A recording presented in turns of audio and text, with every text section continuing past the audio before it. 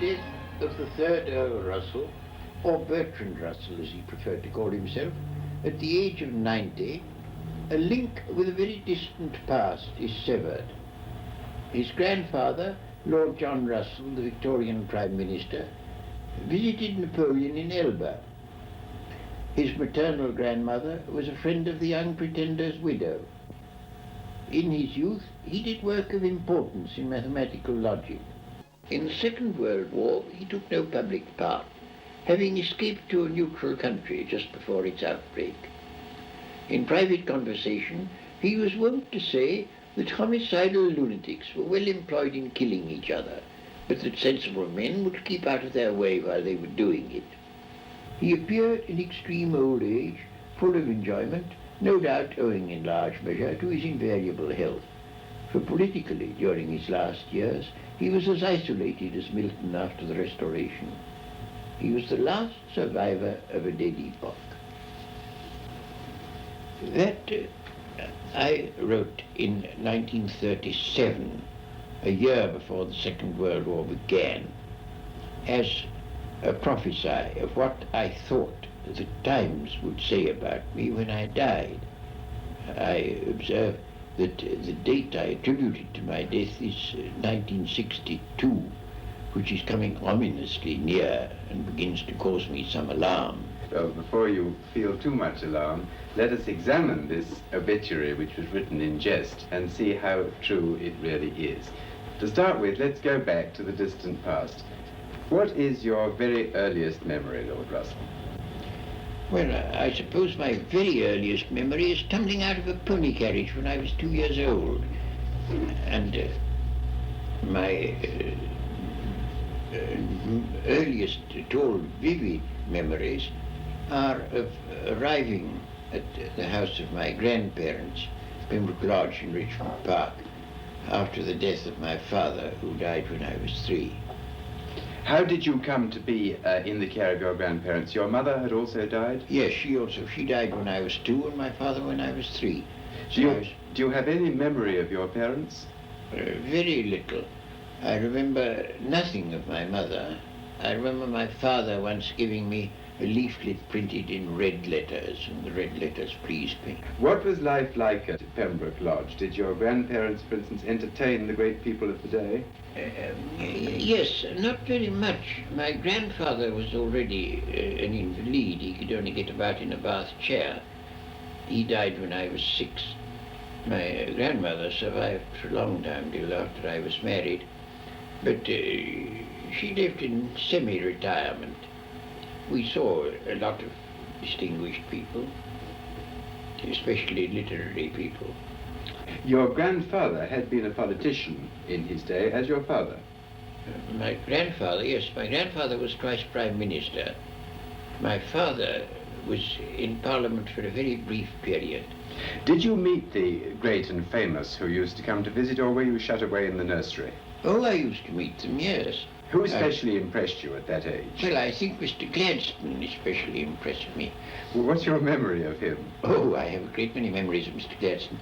He had an eye that could quell anybody. It was, people who didn't know him can't quite understand his political importance. It depended on his hawk's eye. My most painful recollection of him is when I was 17 and very, very shy, and he came to stay with my people, and I was the only male in the family. And after the ladies had retired after dinner, I was left tete-a-tete with Mr. Gladstone. And he didn't do anything to alleviate my shyness. He made only one remark. He said, "This is very good port they've given me, but why have they given it me in a claret glass?" And I didn't know the answer. Turning to your occupations as a child, what were the first books that impressed you? For instance, were you interested in history, in fairy stories, in adventure, or what? Oh, I was always very much interested in history, very much. Fairy stories when I was younger, yes. And I regret to say that I liked Hans Andersen much better than Grimm. I don't now, but I did then, very much better. I read Hans Andersen's fairy tales over and over again when I was young. Were you always a skeptic from small childhood, or did you believe in the conventions of the Oh, I period? wasn't a skeptic when I was very young, no. I was very deeply religious and lost my conventional beliefs slowly and painfully, very slowly. I remember it now. This is another very early memory that I have, that when I was 4 years old, they'd just been telling me the story of Little Red Riding Hood, and I dreamt that I'd been eaten by a wolf, and to my great surprise, I was in the wolf's stomach and not in heaven. This was the beginning, perhaps, of skepticism. Yes. Tell me, did you say your prayers when you were a child? Oh, yes. When did you cease doing that? Oh, I suppose when I was about 12 or 13. Were you made to say them before that? Well, yes, I was made to at first, but I went on after I'd stopped being made to. Yes. Will you tell me what experience it was that gave you your first intuition about skepticism when you were a child? Well, I suppose you might say the time when I tried to catch an angel.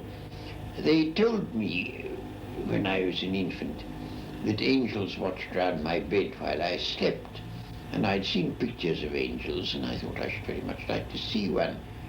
But I supposed that the moment I opened my eyes, they fled away. So I thought, well, next time I wake up, I won't open my eyes, and they won't know. And I did so, and I made a grab thinking I should catch an angel, but I didn't. Do you think now, looking back, that there's any really unfortunate legacy that you carried out of your childhood? I do. I mean, the sort of family attitude, certainly on matters of sex, was morbidly puritanical. Well, did you then, in fact, have a feeling of guilt about sex? No, well, I don't know. I don't think I had much occasion to, no. Well, now, let's turn to your schooling. What sort of learning at that age? Did you, for instance, study the classics? Well, to a certain degree, I was never fond of the classics. I mean, mathematics was what I liked. My first lesson in mathematics I had from my brother, who started me on Euclid. And I thought it was the most lovely stuff I'd ever seen in my life. I didn't know there was anything so nice in the world. Can you remember and tell us about that first lesson? Oh, yes, I remember it very well. But I remember that it was a disappointment because he said, now we start with axioms. And I said, what are they? And he said, oh, they're things you've got to admit, although we can't prove them. So I said, why should I admit them if you can't prove them? And he said, well, if you won't, we can't go on. And I wanted to see how it went on, so I admitted them pro tem. Now, what was it that first provided you with the incentive to become a mathematician? I liked it, well, for a number of reasons. In the first place, the sheer pleasure, which was the sort that people get from music or from poetry, it delighted me. Then, apart from that, I thought that mathematics was the key to understanding the universe. And I found all sorts of everyday things explained by means of mathematics. Have you found on the whole in your own life that the pursuit of either mathematics or philosophy has given you some sort of substitute for religious emotion? Yes, it certainly did. I mean, oh, well, until I was about 40, I should think, I got the sort of satisfaction that Plato says you can get out of mathematics. It was an eternal world, it was a timeless world. It was a world where there was a possibility of a certain kind of perfection. And I certainly got something analogous to religious satisfaction out of it. What period of your life, or rather what episode in your life, led you to turn again from philosophy to some extent into social work and politics? Oh, the First War. The First War made me think it just won't do to live in an ivory tower. This world is too bad, we must notice it. Were you a moral pacifist, or was it merely that the wars seemed to you to be inexpedient and unnecessary? I thought, as a politician, and I still think, that it would have been very much better for the world if Britain had remained neutral and the Germans had won a quick victory. We should not have had either the Nazis or the Communists if that had happened, because they were both products of the First World War. The war would have been brief, there would have been nothing like so much destruction. I still think that that is valid. That is speaking as a politician. Speaking as a human being, I used to have occasion to go to Waterloo, and there I would see troop trains going off, filled with young men who were almost sure to be slaughtered. And I couldn't bear it. It was too horrible. How much, in fact, did you actively campaign against it? Oh, as much as I could. I went all over the place making speeches, and I did everything I could to help the conscientious objectors. I wrote about it everywhere where I could. No, I did everything I could think of to do. Did you have sort of public notoriety as an unpopular figure, or were you regarded as just a crank? I wasn't actually pelted with rotten eggs, but I had an almost worse experience. I was at a meeting of pacifists at the Circuit Brotherhood Church, and it was stormed by a mixture of colonial troops and drunken viragos. The drunken viragos came in bearing boards full of rusty nails with which they clamped everybody on the head, and the colonial soldiers looked on and applauded them, and the police looked on and did nothing. And women had all their clothes torn off their backs and were badly mauled and so forth and so on. And the viragos of the rusty nails were just about to attack me, and I didn't quite know what one did about this, when somebody went up to the police and said, "Look, you really ought to stop these women. You know, he's a distinguished writer." "Oh," said the police. "Yes, so he's a well-known philosopher." "Oh," said the police. "And he's a brother of an earl." And then the police rushed and saved me. Was this the time that you went to prison, or was that No, later? It was earlier. Well, what exactly did you go to prison for? For writing an article which I was convicted on the ground that this article was intended and likely to cause bad relations between England and the United States, because I pointed out how United States troops were used as strikebreakers, and it was thought I oughtn't to have done that. Did you plead guilty to the charge? Oh, no. Oh, no, I didn't. I said that it's nonsense. If you really think that the United States is going to alter its policy because of an obscure article in a little sheet that nobody reads. Were you tried by a jury or by a magistrate? By a magistrate. In London? In London. And he said this was the most despicable crime. And what did he sentence you to? He sentenced me to 6 months. And originally it was 6 months as an ordinary criminal. And then on appeal it was altered to 6 months in the first division. Which meant more lenient treatment? Oh, very much. It's a profound difference. Now, I have heard it said that at that stage your family were able to pull strings, which gave you treatment quite different even from that of normal First Division prisoners. Is that true? I should think it's very likely. My brother knew everybody concerned, and when the Home Secretary wasn't being very obliging, my brother went and see him. Oh, no, he was my fag at Winchester, I have to do it. So he did. Now, at the time of your own trial and imprisonment, do you think, looking back, that Trinity College behaved either wisely or justly in depriving you of your fellowship? No, certainly not, especially as they did it while the case was sub judice. All the younger fellows had gone to the war, and the government of the college was left to the old boys, and the old boys felt we must do our bit. We can't fight, we're too old. And their bit was to get rid of me. Now, something very similar to that, of course, happened in the Second World War when your appointment at the College of the City of New York was terminated. What actually did happen in the Second World War? Oh, in the Second World War I was completely patriotic. I supported the war, and I was entirely orthodox in my views about that. Nevertheless, you were thrown out of another college at the same age. Ah, but that was for quite different reasons. That was on the ground of my views about marriage and morals. That was a Roman Catholic business. There was a woman who was intending to send her daughter to the college of the city of New York, where her daughter was not going to study mathematical logic, which was the subject I was going to teach.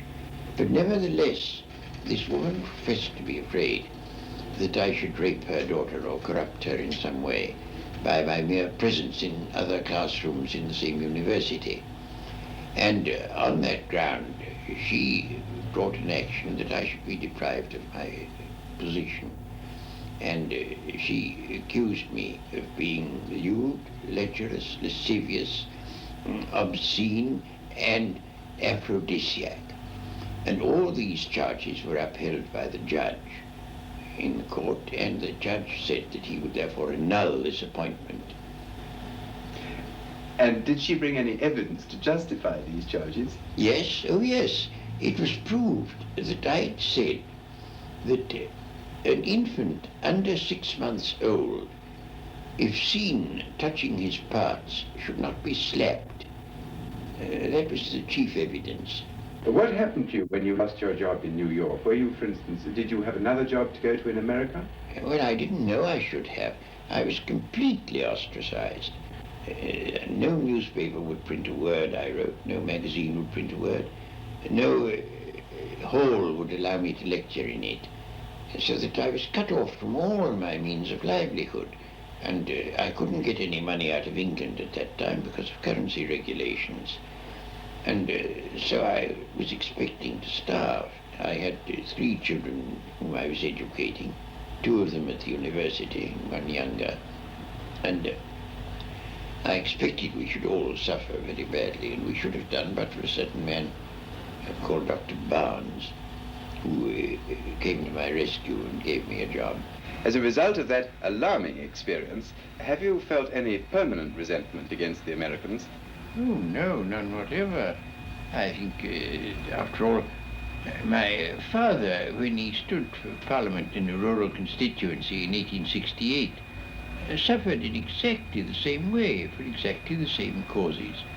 And I allowed myself to reflect that urban New York in 1940 was exactly at the same point in the road towards enlightenment as rural England in 1868. But having made that remark, I felt no further resentment. Do you ever now, in old age, encounter these explosions of anger which you used to meet? I had a letter from an Anglican bishop not long ago, in which he said that all my opinions on everything were inspired by sexual lust, and that the opinions I'd expressed on this subject were among the causes of the Second World War. Do you think that on the whole the fanatics in the world are more useful or more dangerous than the skeptics? Fanaticism is the danger of the world and always has been, and has done untold harm. No, I think fanaticism is the gravest danger there is. I might almost say that I was fanatical against fanaticism. But then are you not fanatical also against some other things? You see, now, your current campaign, for instance, in favor of nuclear disarmament, would you encourage your supporters to undertake some of the extreme demonstrations that they undertake, and isn't that fanaticism? I don't think that's fanaticism, no. I mean, some of them may be fanatical, but I do give them support, but not from fanatical reasons. I support them because everything sane and sensible and quiet that we do is absolutely ignored by the press. And the only way we can get into the press is to do something that looks fanatical. Do you think it possible that the anti-nuclear campaign may already be a bit out of date in the light of the preparations for bacteriological and biological warfare which we now know are going on? It certainly would be if it was only a campaign against nuclear weapons. But it is in fact a campaign against war. And the momentary argument against war is mainly derived from nuclear weapons. But if they were out of the way, there would be other arguments that would be just as potent. And the fact is that scientific man cannot survive if he is going to continue to make war. I mean, the worst possibility is that human life may be extinguished, and it is a very real possibility, very real. And that is the worst. But assuming that doesn't happen, I can't bear the thought of many hundreds of millions of people dying in agony only and solely because the rulers of the world are stupid and wicked, and I can't bear it. Do you look back to the 19th century on the whole with nostalgia and regret? Well, it all depends upon what you're thinking about. The world was much more beautiful to look at than it is now. Every time I go back to a place that I knew long ago, I think, oh, how sad it is. This place used to be beautiful and now it's hideous. And one thing after another, one piece of beauty after another is destroyed. And that I do profoundly regret. But when it comes to ideas, well, there's immensely less humbug than there was. And that I rejoice in. Of the sort of conventional self-indulgences or vices like drink and tobacco and so on, which is your favorite one? Oh, tobacco. I smoke a pipe all day long except when I'm eating or sleeping. Hasn't that shortened your life? Well, they used to say it would when I first took to it, but I took to it some 70 years ago, so it doesn't seem to have had a very great effect so far. In fact, you know, on one occasion it saved my life. I was in an airplane, and a man was getting a seat for me, and I said, get me a seat in the smoking part. So if I can't smoke, I should die. And sure enough, there was an accident, a bad accident, and all the people in the non-smoking part of the plane were drowned. And the people in the smoking part jumped into the Norwegian fjord where we landed and were saved, so that I owe my life to smoking. Did you have to swim to save your life? Oh yes, we all had to. And did you think great thoughts about death and survival when you were actually swimming? No, I was rung up by a journalist in Copenhagen, and he said, what did you think while you were swimming in the fjord? So I said, I thought the water was cold. And he said, did you not think about mysticism and logic? And I said, no, and rang off. Did all this happen a great many years ago? Not a great many years ago. I think it was about 1949, as far as I can remember. When you were in your late 70s? Yes. Have you, in your 87th year, any unfulfilled ambitions? Oh, well, of course, there are all sorts of things I should like to have written and haven't written yet. I mean, almost every day I think of some new subject I should like to have written a book about, but there isn't time to write them all. Have you written an autobiography? I have, yes. Is it up to date? Well, no, not quite. Are you going to allow it to be published in your lifetime? No, not till I'm dead. Why? Well, in the first place, because it won't be complete until then. And in the second place, because there are all sorts of things that ought not to be said too soon, and it may even have to wait some time after I'm dead, I don't know. One last question. Suppose, Lord Russell, this film were to be looked at by our descendants, like a Dead Sea Scroll in 1,000 years' time. What would you think it's worth telling that generation about the life you've lived and the lessons you've learned from it? I should like to say two things. One intellectual and one moral. The intellectual thing I should want to say to them is this. When you are studying any matter or considering any philosophy, ask yourself only what are the facts and what is the truth that the facts bear out. Never let yourself be diverted either by what you would wish to believe or by what you think would have beneficent social effects if it were believed. But look only and solely at what are the facts. That is the intellectual thing that I should wish to say. The moral thing I should wish to say to them is very simple. I should say, love is wise, hatred is foolish. In this world, which is getting more and more closely interconnected, we have to learn to tolerate each other. We have to learn to put up with the fact that some people say things that we don't like. We can only live together in that way.